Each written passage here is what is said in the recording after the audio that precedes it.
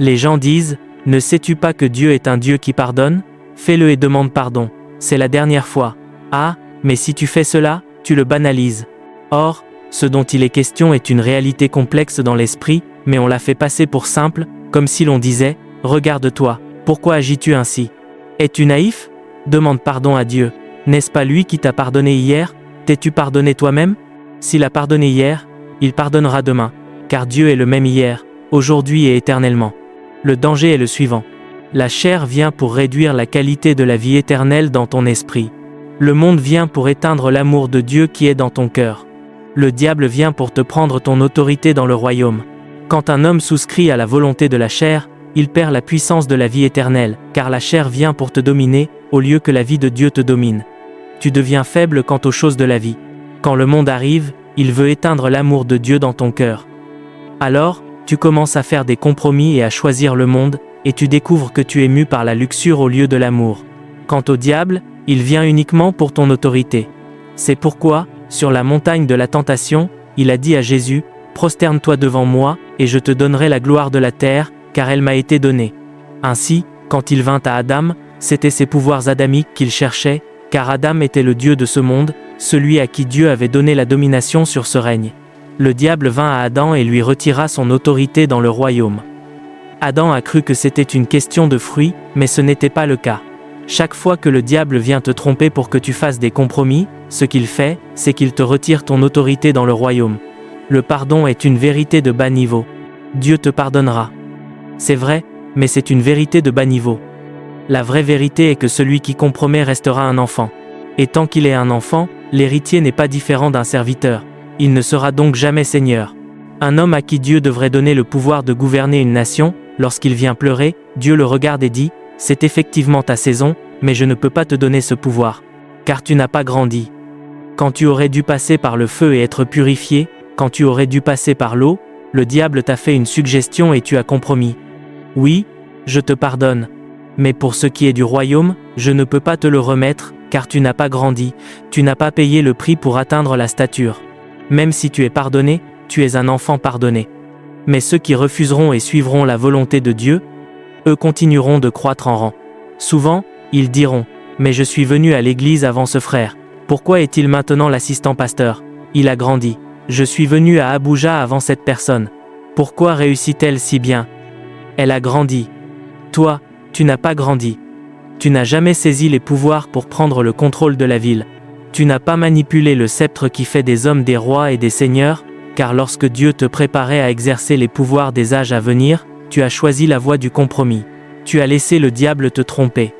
Cela semblait doux sur le moment, comme si notre Dieu était si bon, qu'il pouvait pardonner un tel péché. Tu as raison, mais tu resteras un enfant. Et au jour où les hommes seront intronisés, tu découvriras que tu es faible. Volonté, sagesse et but de Dieu. Ce qui rend l'humanité et notre création pertinente dans le plan de Dieu, est le fait que nous devons exister dans le contexte de la volonté de Dieu. La sagesse de Dieu est le « comment » de Dieu. La volonté de Dieu est le « pourquoi » de Dieu. Pourquoi Dieu fait-il ce qu'il fait? Lorsque nous commençons à fonctionner selon le code de la volonté de Dieu, nous n'apprécions pas la vie seulement pour l'accomplissement individuel, mais parce que ce que nous faisons touche une corde sensible dans un autre domaine. Ainsi, lorsqu'un homme excelle dans les affaires, par exemple, ce n'est pas seulement parce qu'il réussit personnellement. C'est parce qu'il y a, dans cette affaire qu'il mène, un mandat d'avancer une politique du royaume qui a un impact au-delà de lui-même dans un autre domaine. Chaque fois que Dieu le fait progresser, il sait qu'il l'amène à un niveau de responsabilité plus élevé, car il y a une sagesse et une volonté qui doivent être accomplies. Quand cet homme est promu, le plan du royaume sur la face de la terre est promu. Un tel homme n'est pas seulement pertinent parce qu'il est grand. Il est pertinent parce qu'il accomplit un but qui transcende son existence. Si nous avions la possibilité de regarder dans les annales de l'éternité, nous découvririons que ce que nous faisons aujourd'hui, nous ne sommes pas les premiers à le faire. Le relais nous a juste été transmis, et quand nous quitterons le temps, nous le transmettrons à une autre personne. Il ne faudrait pas qu'en allant dans l'éternité, il soit dit que nous étions le maillon le plus faible de cette dynastie spirituelle. Nous jouerons notre rôle et laisserons notre empreinte sur la face de la terre. Le moment où la sagesse de Dieu sera accomplie dans le temps, il n'y aura plus besoin de cette existence. La Bible dit que les éléments de la terre fondront. Ce qui maintient ce royaume, c'est le fait que Dieu a une volonté dans ce royaume. Lorsque la volonté de Dieu sera accomplie, ce royaume ne sera plus nécessaire. L'apôtre Jean a dit « J'ai vu un nouveau ciel et une nouvelle terre apparaître ». Il y a donc un autre projet que Dieu entreprendra dans les âges à venir. Ce qui maintient ce projet en place, c'est que Dieu a encore une volonté dans ce royaume. Lorsque cette volonté sera accomplie, les bâtiments ne seront plus nécessaires. L'argent ne sera plus nécessaire. Les éléments de ce monde fondront. Ce qui donne à l'argent, aux bâtiments, au nom, à l'influence, leur pertinence, c'est le fait qu'ils nous ont été alloués comme une arme pour faire avancer la volonté de Dieu. Troisièmement, Dieu a un but. Et le but de Dieu est simple. Établir son royaume invincible sur la terre. La vraie prospérité. C'est pourquoi il est dit, « Je souhaite que tu prospères à tous égards et que tu sois en bonne santé, comme prospère l'état de ton âme. » 3 Jean, verset 2. Cela nous révèle que le critère de la prospérité terrestre est la prospérité spirituelle. Tu n'es pas autorisé à avoir plus que la connaissance de Dieu que tu possèdes. Au moment où tu possèdes quelque chose de plus que la connaissance de Dieu, cette chose devient ton Dieu. La bataille de cet âge est de faire des choses notre Seigneur au lieu de celui qui siège dans les cieux. La Bible nous donne des marques de prudence. Elle dit premièrement de chercher le royaume de Dieu et sa justice. Si nous cherchons cela, il a dit que toutes les autres choses dont nous avons besoin nous seront ajoutées. Deuxièmement, notre prospérité doit toujours être mesurée par l'étendue de notre connaissance du Seigneur, afin que nous puissions rester dans la justesse. Si notre quête de choses devient supérieure à notre quête de Dieu, cela signifie que notre âme est en train d'être vendue, mais nous pourrions ne jamais en être conscients. Tu n'as pas vocation à être milliardaire en dollars ou en eras si tu n'es pas milliardaire dans la connaissance de Dieu. La mesure dans laquelle tu connais Jésus est ce qui détermine la prospérité terrestre qu'il t'est permis d'avoir. Si tu as des choses terrestres plus que ce que tu as de Christ, cela signifie que tu as quitté Christ pour chercher ces choses. Mais la belle chose est celle-ci, il dit, « Je n'ai pas appelé la postérité de Jacob à me chercher en vain. » Quand un homme fait de Dieu sa priorité, tout fonctionne en sa faveur. La sagesse dont il a besoin pour exceller lui est donnée. L'énergie dont il a besoin pour gérer les affaires de la vie lui est transmise. Les relations dont il a besoin pour exceller dans la vie par l'instrumentalité de la faveur lui sont apportées. Ainsi, cet homme ne luttera pas pour gagner l'approbation des hommes. Cet homme ne luttera pas pour trouver les choses à faire pour prospérer, car Dieu lui-même deviendra sa sagesse. Mais quand il s'éloigne de Dieu, et commence à courir après les choses, et que Dieu se retire, plus il lutte, plus il s'épuise. Le jour où il atteint le zénith de sa quête, ce jour-là, il découvre que sa vie est passée. Il ne peut même pas jouir de ce qu'il a cherché. C'est pourquoi tant de personnes riches aujourd'hui ne jouissent pas de leur richesse. Mais un homme qui prospère par Dieu, il est dit qu'aucune tristesse n'y est attachée. L'Éternel l'enrichit et n'y ajoute aucune tristesse. Mais lorsque tu deviens riche par le système du monde, il y aura de nombreuses tristesses, car le soutien de Dieu ne sera pas là. Jésus a parlé par l'Esprit et dit de ne pas rechercher ce monde, et Jean a dit que celui qui recherche ce monde n'a pas l'amour du Père en lui. Il s'est éloigné de Dieu depuis longtemps. La deuxième bataille que l'homme doit mener est la bataille contre les dictats du système mondial. Le monde t'apportera beaucoup de négociations, beaucoup de marchandages, beaucoup de raisons de compromettre. Mais si tu as l'endurance de refuser et de résister aux compromis du monde, 2 choses se produiront. Premièrement, tu gagneras en rang auprès de Dieu. Deuxièmement, même dans cette vie, tu excelleras. Jésus a dit, « Nul homme qui vient à moi ne manquera ou n'échouera de réussir, ni dans cette vie, ni dans la vie à venir. » La profondeur de la conviction. Je lis des histoires de réveil et je me dis, « Seigneur, aide-moi, ce christianisme que nous faisons, avons-nous seulement commencé ?»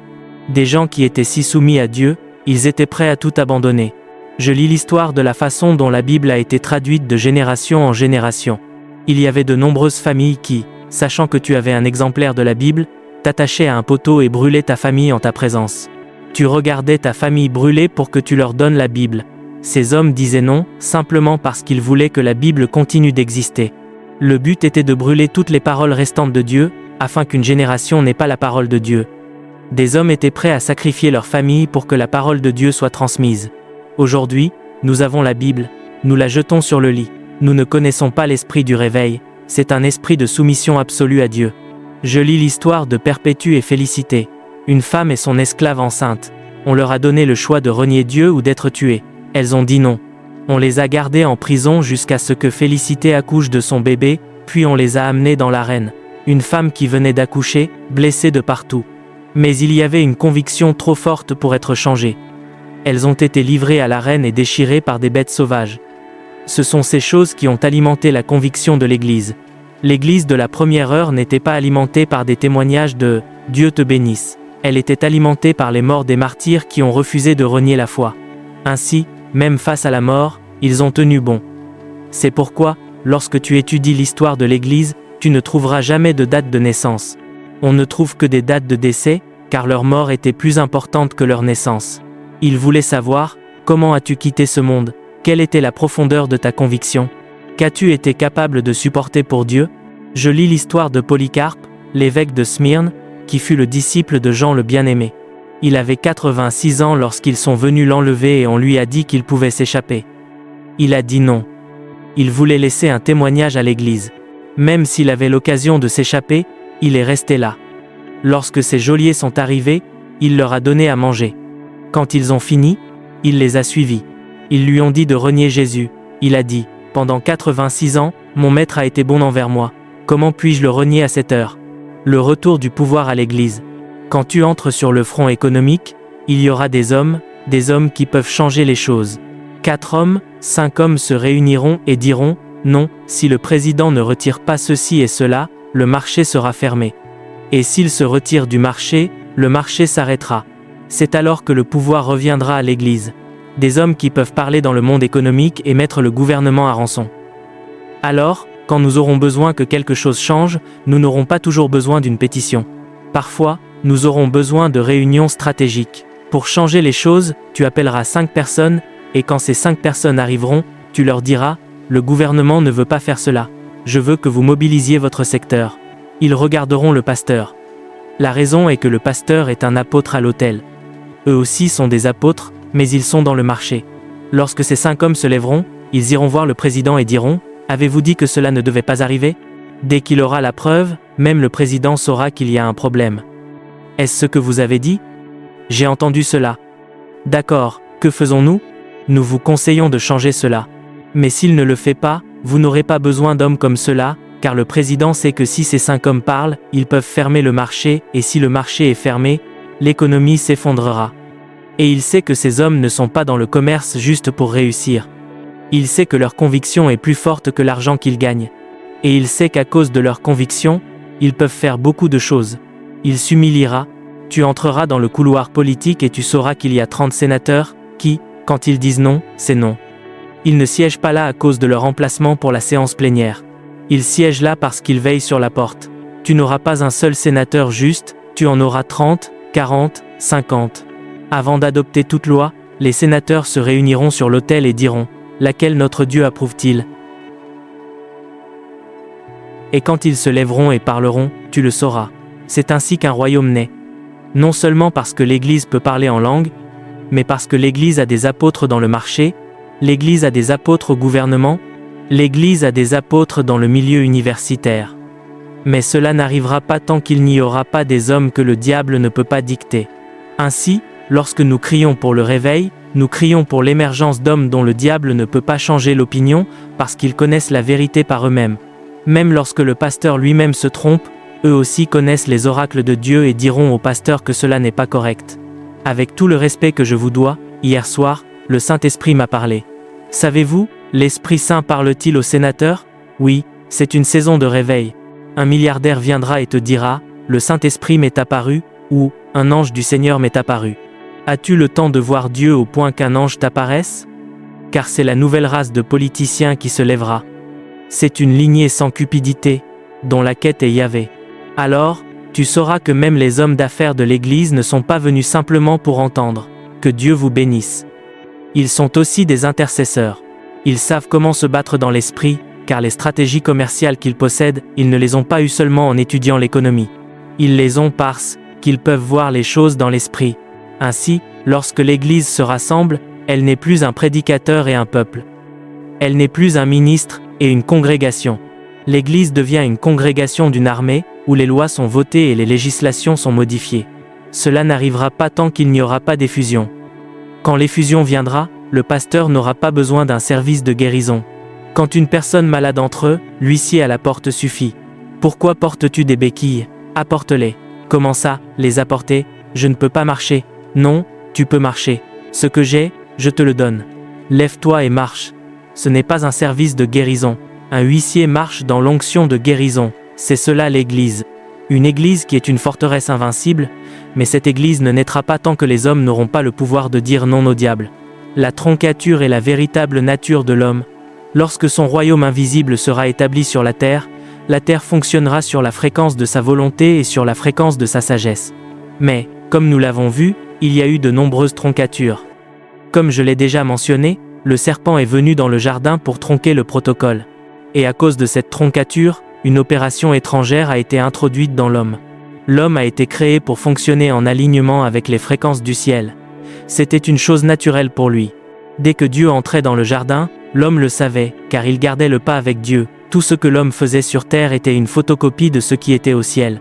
L'homme ne pouvait pas fonctionner sur terre sans Dieu. La raison est que Dieu a créé l'homme comme lui-même. Non pas juste à sa ressemblance, mais comme lui-même. Car il a d'abord créé le royaume angélique.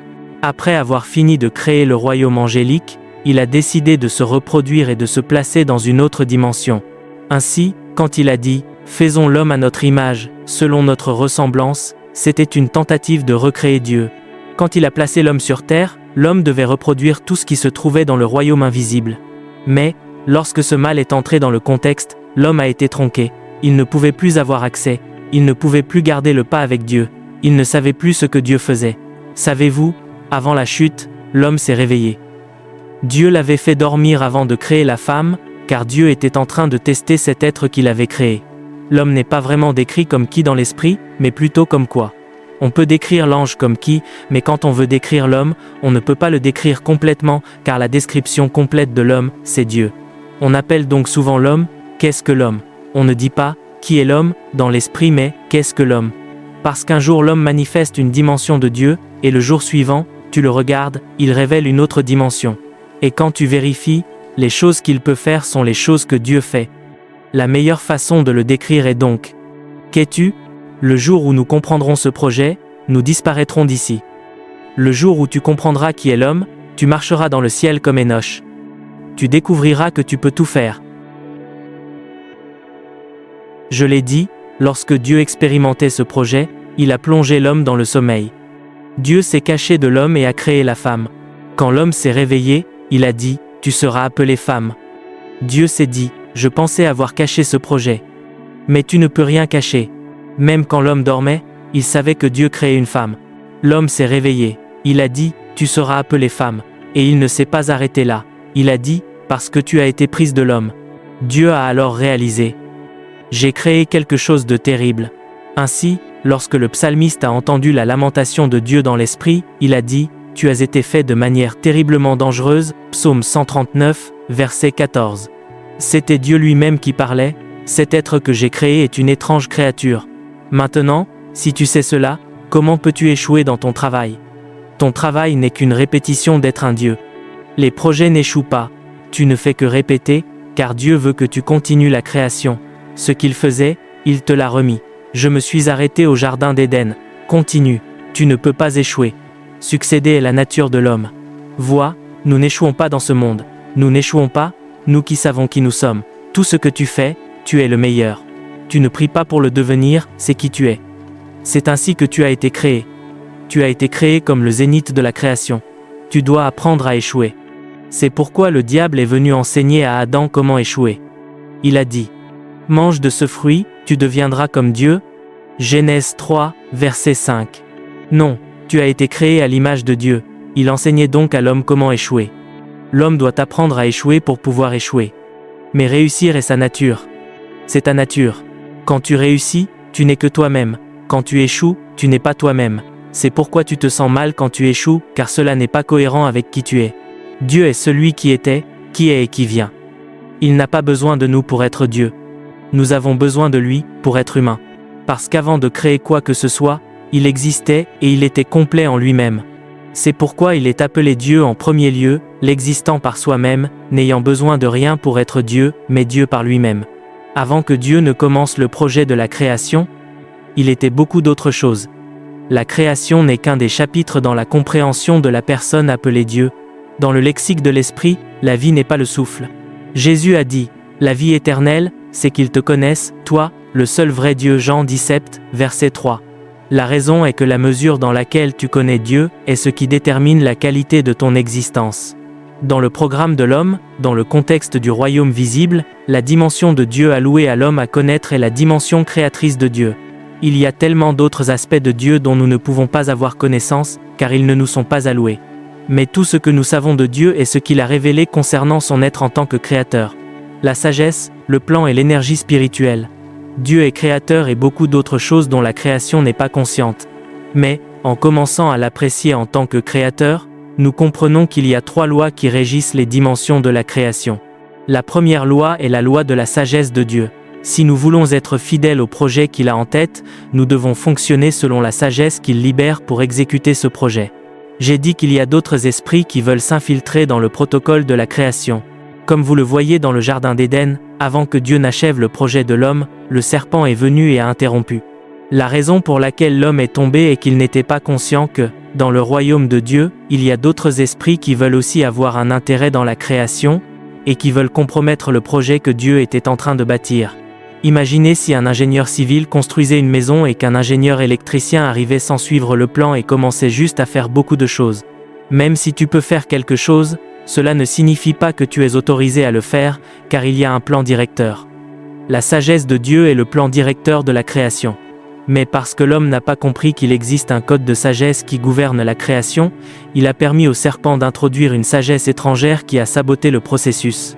Ainsi, pour que nous vivions avec justesse sur terre et soyons pertinents dans le plan de Dieu, la sagesse de Dieu doit gouverner notre existence. Et la sagesse de Dieu n'existe pas dans le vide. Elle est capturée dans le contexte de la parole de Dieu qui sort de sa bouche. Lorsque Dieu parle, sa parole incarne sa sagesse.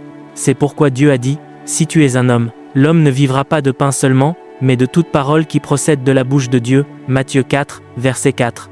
La définition d'un homme n'est pas un être avec 2 oreilles et 2 yeux, car il y a beaucoup de créatures sur terre avec 2 oreilles et 2 yeux. Mais si tu appartiens au contexte de l'homme, la façon dont nous te reconnaîtrons comme un homme depuis le ciel est que tu ne vivras pas de pain seulement. Tu fonctionneras par la parole de Dieu qui procède. Quand tu vis par la parole de Dieu, cela signifie que tu es régulé par la sagesse de Dieu. De cette façon, tu seras non seulement précis, mais tu seras pertinent. Et quand tu commences à connaître cela, tu commences à émettre de l'énergie spirituelle, car ta puissance est enfermée dans ton degré de compréhension. Dès que tu comprends, tu libères des pouvoirs. Dès que tu sais, tu émets des pouvoirs. C'est ainsi que tu as été créé, la mort et la puissance du martyr. C'est pourquoi nous enseignons l'Évangile. L'idée est de t'amener à l'endroit où le Saint-Esprit est maintenant. Car Dieu veut que tu gardes le pas avec le Saint-Esprit pour faire ce que le Saint-Esprit fait.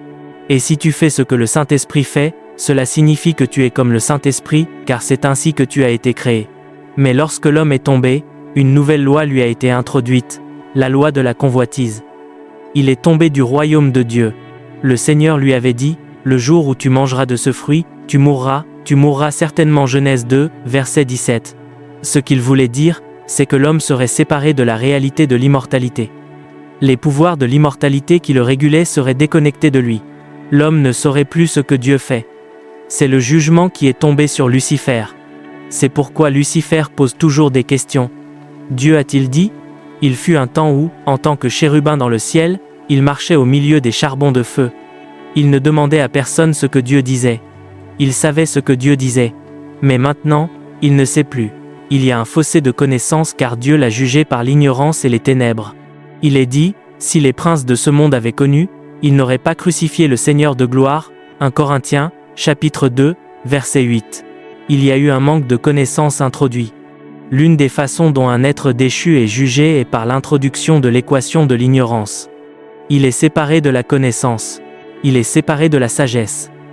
Et ce départ de la connaissance est ce que la Bible appelle la mort, car la vie est la connaissance de Dieu.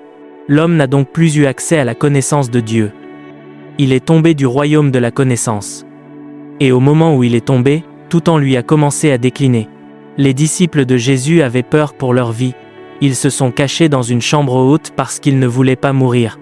Mais lorsque l'effusion est venue, ils ont oublié qu'il y avait un besoin de sécurité.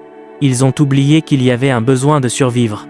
Soudain, ces hommes qui avaient eu peur et qui s'étaient cachés pendant de nombreux jours sont sortis et ont dit, « Hommes et frères, comment un homme qui se cache pendant de nombreux jours peut-il sortir ? Il ne sort pas tranquillement. Il commence à sortir en parlant des langues étranges. Non, tu n'es pas sage. Qu'est-ce qui s'est passé? Tu essayais de survivre. Tu étais à ton travail et ton patron te dit, si tu n'apportes pas ce pot de vin, tu perdras ton emploi. Tu essaies d'être prudent avec ton patron. Et tout à coup, tu entres dans le bureau de ton patron et tu dis, monsieur, je ne le ferai pas. S'il faut que je perde mon emploi, que je le perde maintenant. Ça va? Tu aurais dû appliquer la diplomatie. Tu travailles dans une compagnie pétrolière, c'est toi qui signes le reçu pour que le pétrolier décharge son pétrole, et on te dit, ici, tu dois ajouter 3 chiffres. Si tu n'ajoutes pas 3 chiffres, je dois te raconter une histoire. La dernière personne qui était dans ce bureau a refusé. Elle est morte d'une attaque cérébrale. La personne qui est venue après, elle est devenue aveugle. Et la 3e personne rentrait chez elle et a été emportée par un camion. C'est ainsi que finissent ceux qui refusent. Nous avons donc pensé qu'il fallait vous le dire. Et tu avais peur. Tu contemplais si tu devais signer ou non. Et soudain, l'effusion vient, et tu te réveilles et tu dis, si je péris, je péris. Ils ont voulu l'attacher pour le brûler. Il a dit, non, ne vous embêtez pas. J'ai déjà parlé avec le Seigneur. J'ai l'endurance de me tenir debout. Et il a été brûlé vif. Et pendant qu'il mourait, il chantait des hymnes. Et quand l'Église l'a appris, il y a eu un réveil. Le deuxième message du réveil est le message du martyr, qu'une génération sera baptisée de l'esprit de mort. Et même face à la mort, ils ne plieront pas. Ils tiendront bon, et leur conviction deviendra un témoignage dans l'esprit. Nous avons une Église aujourd'hui qui ne vient à Dieu que pour ce que Dieu offre. Nous ne connaissons plus l'Église qui est prête à s'abandonner elle-même. Il a dit, le temps me manquerait pour parler de Gédéon, de Barak, de Samson, de Jephthé, de David, de Samuel et des prophètes, qui par la foi vainquirent des royaumes, exercèrent la justice, obtinrent des promesses, rendirent puissants des faibles à la guerre.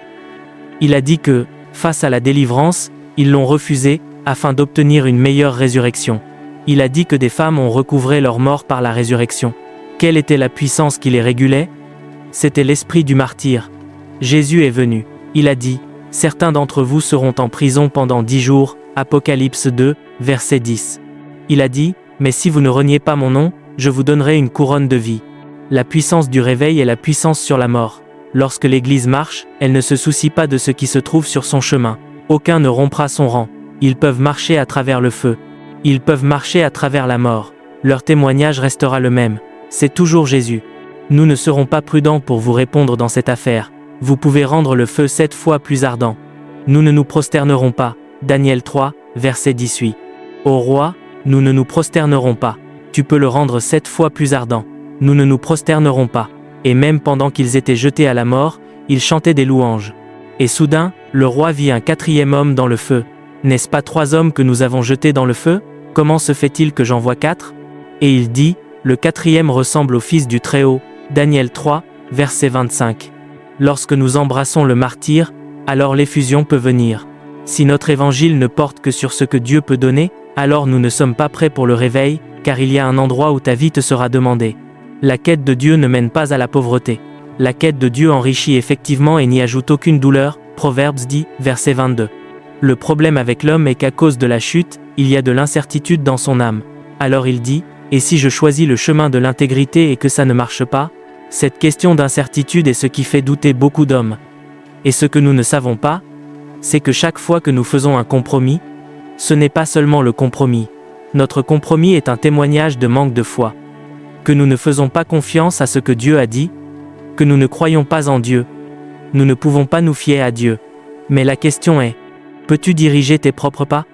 Car, dans le royaume de l'esprit, depuis l'atelier où l'homme a été créé, ils ont déjà vérifié l'homme et ont dit, il n'est pas possible à l'homme qui marche d'ordonner ses pas, Jérémie 10, verset 23. Si tu fais un compromis aujourd'hui, sais-tu combien d'autres carrefours t'attendent dans le futur? Connais-tu les hauts et les bas de la vie?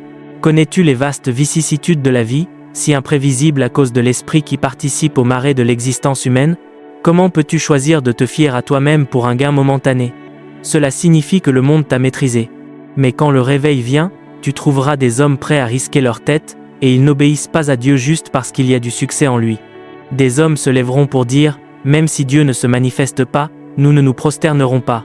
Même si le mot leur dit, nous allons augmenter l'intensité du feu 7 fois, ils diront au roi du monde, nous n'avons pas besoin de te répondre sur ce point. Notre Dieu est capable. Écoute leur réponse. Notre Dieu est capable de nous délivrer. Mais au cas où notre Dieu ne nous délivrerait pas, nous ne nous prosternerons pas. Nous ne cherchons pas Dieu pour ce qu'il donne principalement. Nous savons que si nous cherchons Dieu, il nous donnera des choses. Mais au cas où Dieu choisirait de ne pas nous donner de choses, même cet état est un témoin pour notre génération, et nous maintiendrons notre position. La foi et l'opiniâtreté requises pour vivre une vie au-dessus du compromis viennent lorsqu'il y a une effusion de l'esprit. Un homme qui était en train d'être tué, un homme qui était en train d'être mutilé a assez de puissance, au milieu de la douleur, non pas pour être en colère, mais pour montrer de la compassion, parce qu'il a maîtrisé la chair. Même en Christ, la chair voulait s'exprimer, mais il savait comment la tuer. Ainsi, lorsque Jésus est allé à Gethsémanée, c'était sa dernière tentative pour contrôler la chair. Il a dit, « L'esprit est bien disposé, mais la chair est faible » Matthieu 26, verset 41. La chair apportera toujours ses propres lois et ses propres dictats. Mais lorsqu'un homme sait comment dompter la chair, cet homme-là règne dans le royaume de Dieu. Et quand Jésus a été capable de maîtriser la chair et de ne pas permettre à la chair de s'exprimer, même dans la douleur, la Bible dit qu'à cause de ce qu'il a fait, Dieu lui a donné un nom qui est au-dessus de tout nom, afin qu'au nom de Jésus tout genou fléchisse et que toute langue confesse que Jésus est Seigneur. Philippiens 2, versets 9 à 11. Il est Seigneur parce que tout ce qui est de la chair, il leur a montré le chemin à suivre, il a été capable de régner sur la chair. Si le réveil vient, les hommes commenceront à régner sur la chair. Tu découvriras que faire le bien te sera naturel, tu feras preuve de miséricorde. Ce sera naturel pour toi. Tu mèneras une vie sainte. Ce sera naturel. Tu ne lutteras plus avec les choses. La raison est que tu es allé à la fondation du problème. Tu as traité avec la chair, parce que lorsque l'effusion vient, elle juge la chair. La Bible dit que Dieu a ouvert les fenêtres des cieux et les fondations des profondeurs, et il a déversé les eaux du ciel, et toute chair sur la terre est morte. Genèse 7, versets 11 à 23. Lorsque le Saint-Esprit est libéré, car l'eau est symbolique du Saint-Esprit, la chair est tuée. C'est pourquoi il est dit dans Romains 8, verset 11, « Si par l'Esprit vous faites mourir les actions du corps, vous vivrez. » Chaque effusion orchestrée amène un jugement sur la chair. Et dès que la chair est jugée, l'homme commence à vivre une autre économie de vie. Il y aura la paix, il y aura l'amour, il y aura le progrès, il y aura le succès. Parce que ce qui nie la qualité de la vie humaine, c'est l'expression de la chair. C'est pourquoi nous crions pour le réveil. Nous avons des hommes au pouvoir qui ont été maîtrisés par la chair. Même s'ils ont d'excellents manifestes, dès qu'ils arrivent au pouvoir, le diable a un point de négociation. Nous avons des hommes dans le ministère qui ont suivi la voie de la chair. Même s'ils connaissent les Écritures, le diable leur a suggéré quelque chose, la chair trouve son expression. Nous avons des hommes dans toute la structure de l'entreprise humaine qui ont été maîtrisés par la chair. Notre monde est donc en confusion. Le réveil vient pour juger la chair, l'âge mauvais et le système mondial. Le deuxième ennemi de l'homme est le système mondial. Nous devons réaliser une chose, notre âge est un âge mauvais. Ce monde a déjà été jugé. C'est pourquoi Dieu arrache des âmes au monde. La fin de ce monde a déjà été déterminée. Ce monde ne peut plus s'intégrer dans le plan de Dieu. C'est pourquoi une nouvelle terre et un nouveau ciel apparaîtront. L'ancienne terre passera. Les éléments fondront. 2 Pierre 3, versets 10 à 13. Paul a donc dit, « Nous sommes des pèlerins sur la terre » Hébreux 11, verset 13. Nous traversons cet endroit parce que Dieu l'utilise pour nous donner l'opportunité d'investir dans le monde à venir. Si toutes nos ressources sont sur terre, alors nous sommes vraiment pauvres. Notre vie sur terre est une opportunité pour nous d'investir dans le monde à venir, car cette terre a déjà été jugée. Dans Galates 1, verset 4, la Bible dit que Jésus s'est livré lui-même afin de nous délivrer de ce présent siècle mauvais. Ce siècle mauvais a une mission. La mission de ce siècle mauvais est de détourner ton attention du Seigneur et de la tourner vers l'autosatisfaction, l'auto-agrandissement, l'auto-glorification et l'auto-exaltation. De sorte qu'un point viendra où ta vie deviendra un départ total de Dieu. Tu traverseras le temps et à la fin de ton séjour, tu découvriras que tu n'as pas eu de relation avec Dieu. Et c'est alors que tu réaliseras que la vie elle-même fut un gâchis, car pour tout ce que tu as fait, tu n'as pas eu ce qui comptait vraiment le plus. C'est pourquoi il est dit, que servira-t-il à un homme de gagner le monde entier, s'il perd son âme? Marc 8, verset 36. Le monde a déjà été jugé. Chaque opportunité que Dieu nous donne sur terre est une opportunité d'investir dans le monde à venir. Mais si nous ne sommes pas conscients que ce monde est sur le point d'être effacé, nous investirons toute notre vie dans ce royaume. Et cette tromperie est le mal de cet âge. Ainsi, dans Matthieu 8, verset 22, la Bible nous révèle comment ce monde amènera l'homme à chercher les choses et non à chercher Dieu. Dans 2 Corinthiens 4, verset 4, la Bible nous révèle comment le Dieu de ce monde aveuglera les hommes pour qu'ils ne reçoivent pas les choses spirituelles, et qu'ils ne fassent que chercher à survivre ici. Mais, vous voyez, l'une des façons de réaliser le gâchis de cette vie est le fait qu'il n'y a aucune plénitude dans la vie. Tu poursuis quelque chose dont tu penses que ta vie entière en dépend. Dès que tu l'obtiens, cela perd de sa valeur. Tu commences à chercher la prochaine chose et tu la poursuis de toutes tes forces. Dès que tu l'obtiens, cela perd de sa valeur. C'est un témoignage de la vanité qu'est devenu cet âge. Mais quand un homme ne réalise pas que sa première et principale quête est le royaume et qu'il commence à chercher les choses de cette vie, la Bible dit qu'il deviendra un ennemi de Dieu. C'est pourquoi il est dit, « N'aimez point le monde, ni les choses qui sont dans le monde. » Si quelqu'un aime le monde, l'amour du Père n'est point en lui. 1 Jean 2, verset 15. Ce monde t'amènera à un endroit où tu devras choisir. Soit tu choisis le monde, soit tu choisis Dieu. Il te mettra dans une situation difficile où tu seras forcé de choisir ce monde. Ainsi, lorsque tu trouves des gens dont la joie et le but sont principalement les affaires de cette vie, alors il y a un problème. Jésus nous a donné l'équilibre. Il a dit, « Cherchez premièrement le royaume de Dieu et sa justice, et toutes ces choses vous seront données par-dessus. » Matthieu 6, verset 33. Lorsque tu commences à chercher les choses, la justice ne te sera pas ajoutée, car la justice n'est pas un ajout. J'ai vu une image récemment qui m'a fait rire. Quelqu'un a mis l'homme et le babouin, et l'homme a dit au babouin, « Babouin, tu es muet, tu ne sais rien. » Et le babouin a dit à l'homme, « Tu es la seule personne qui paie pour survivre sur terre. Nous vivons ici librement. Nous ne payons pour rien. Mais même là où tu vis, tu paies pour cela. » L'homme est un être déchu. Partout où Adam allait, il portait son propre vent. J'espère que vous savez que lorsqu'Israël est sorti d'Égypte, la gloire de Dieu les accompagnait comme une colonne de feu et une nuée. La colonne de feu les protégeait du froid de la nuit, et la colonne de nuée les protégeait de la chaleur torride du soleil. Ils transportaient leur propre atmosphère. La Bible dit que leurs chaussures ne se sont pas déchirées ou usées. Aucun d'eux ne s'est lassé. Ils étaient forts, marchant à travers le désert. Car il y a une gloire que l'homme porte, et qui rend impossible pour l'homme d'échouer. Mais quand l'homme est tombé, il l'a perdu. Il a commencé à vivre par la chair. Et le jour où il a commencé à vivre par la chair, ce jour-là, il a commencé à mourir. Le premier malheur de l'homme est de vivre selon les dictats de la chair. La chair veut le maîtriser. La chair veut le contrôler. La chair veut régner sur lui. J'ai prêché sans interruption pendant près de 2 ans, et j'ai eu une pause de 11 jours il y a 2 semaines. J'ai dit que je devais me rafraîchir dans l'esprit, et je suis allé à un jeûne de 3 jours. En 72 heures, j'ai failli mourir. J'ai alors découvert que j'étais rouillé. L'homme est si faible qu'il ne peut pas rester sans nourriture et sans eau pendant 72 heures parce que la chair l'a maîtrisé. Chaque appétit qui te gouverne est un signe de faiblesse, car tu ne vis plus dans la gloire. L'homme est devenu un être d'appétit. Chaque jour, ta chair veut te maîtriser. Dès qu'il est 7 heures, tu veux dormir. Dès que tu marches pendant 6 heures, tu es fatigué.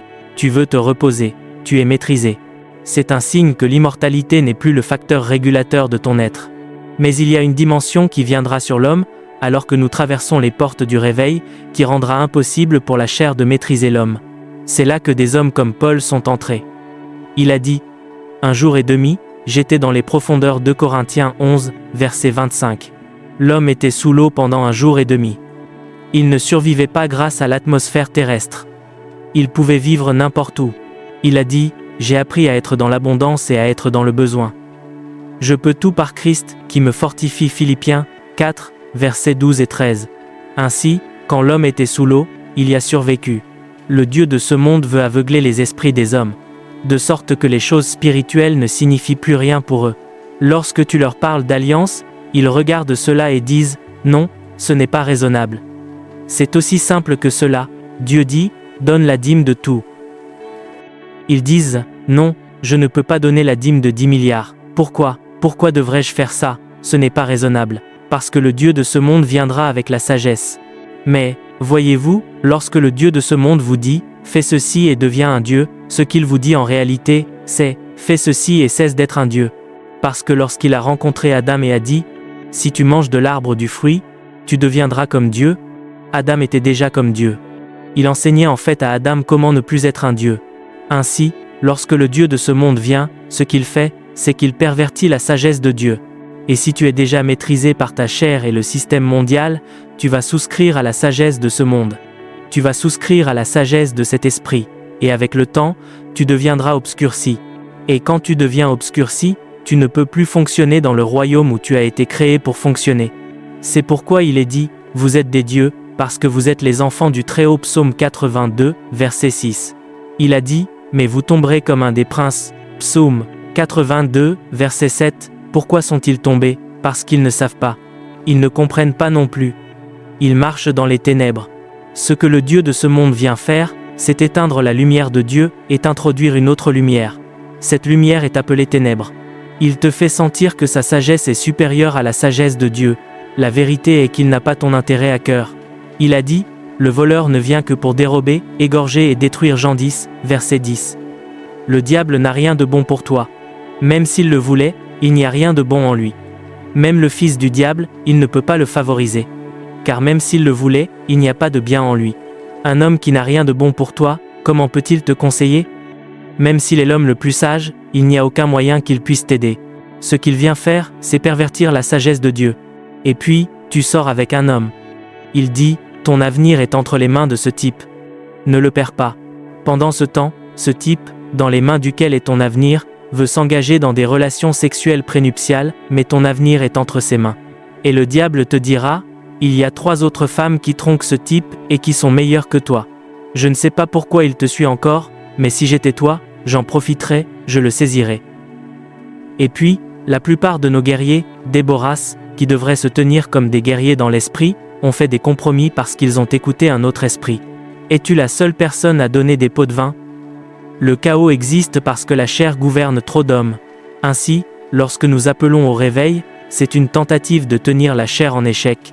Il est dit, la chair a des désirs contraires à l'esprit, et l'esprit en a de contraires à la chair, ils sont opposés l'un à l'autre. Galates 5, versets 10 à 7. Il y a une ancienne bataille de la chair. Dans 1 Timothée 3, à partir du verset 1, lorsque Paul nous a donné le lexique de la chair, il a dit, dans les derniers jours. De la même manière que l'effusion de l'esprit augmentera, la puissance de la chair continuera également d'augmenter, car la chair apprend de nouvelles techniques et de nouvelles stratégies pour contrôler l'homme.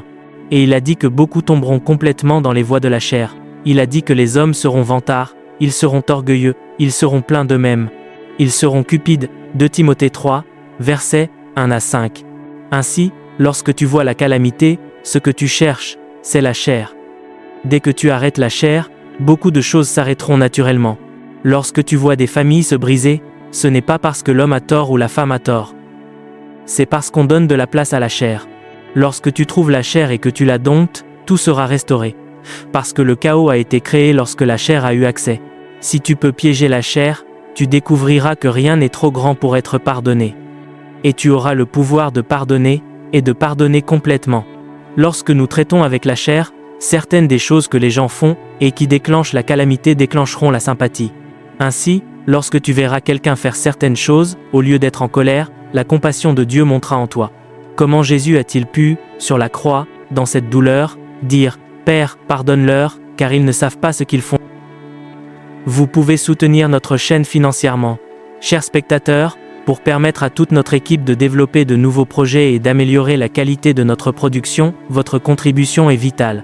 Chaque don financier, petit ou grand, est une preuve de votre soutien et un investissement direct dans l'avenir du contenu que nous vous offrons. Nous vous remercions très sincèrement de votre générosité. Les numéros pour les dons sont affichés à l'écran.